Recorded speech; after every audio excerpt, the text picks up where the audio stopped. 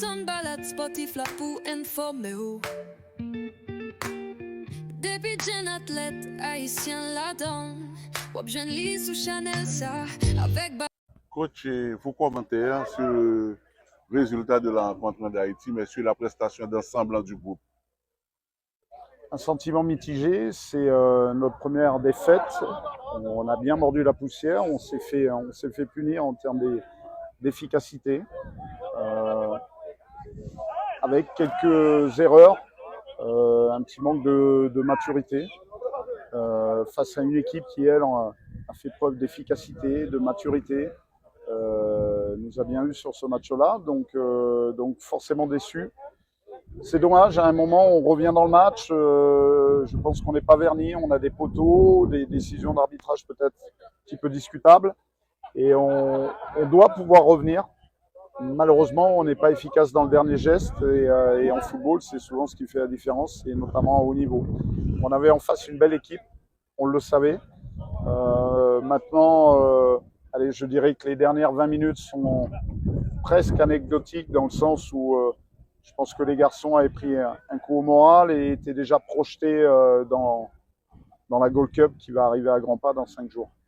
Est-ce que ce résultat, donc assez lourd nous-mêmes, n'a pas créé de la panique? Donc, est-ce qu'il n'y a pas de doute au sein du groupe par rapport à la Gold Cup qui arrive? On a pris une belle gifle, voilà, une belle fessée, comme on dit. Maintenant, peut-être que ça va nous faire du bien aussi. On était peut-être trop beau, tout se passait trop bien depuis mon intronisation. On faisait preuve d'efficacité puisqu'on avait le record de buts sur une année civile. Les victoires s'enchaînaient. Voilà, mais ça nous rappelle que le football est fragile. Maintenant, les séries sont faites pour s'arrêter. Maintenant, il va falloir en réenclencher une nouvelle. Et j'espère que ce sera le cas dès dimanche contre l'Arabie Saoudite. Ok, sur le plan du jeu, comment pourrait-on expliquer la défaite d'Haïti? Je vous dis, des erreurs dont l'adversaire a su profiter en étant très très efficace. Voilà, on a pris des piqûres de rappel à ce niveau-là et maintenant on a eu quand même matière à revenir dans le match et même peut-être prendre le dessus, notamment en première mi-temps. Il faut être efficace, donc il va falloir qu'on règle la mire, il va falloir aussi qu'on monte en puissance. Voilà, c'est pour ça que j'ai laissé jusqu'au bout nos deux attaquants devant, de manière à ce qu'ils prennent du temps de jeu et qu'on soit au mieux dimanche. Ok, et vous avez fait rentrer tout de même plusieurs joueurs. Qu'est-ce que vous avez tiré de positif de vos réservistes? Alors, je dois dire que d'habitude, les rentrées sont plutôt positives. Elles l'étaient un peu moins. C'est peut-être aussi le contexte du match.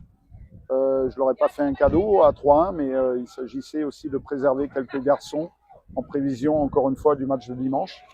Voilà, tous les matchs sont une évaluation, donc ça me permet d'en tirer des enseignements.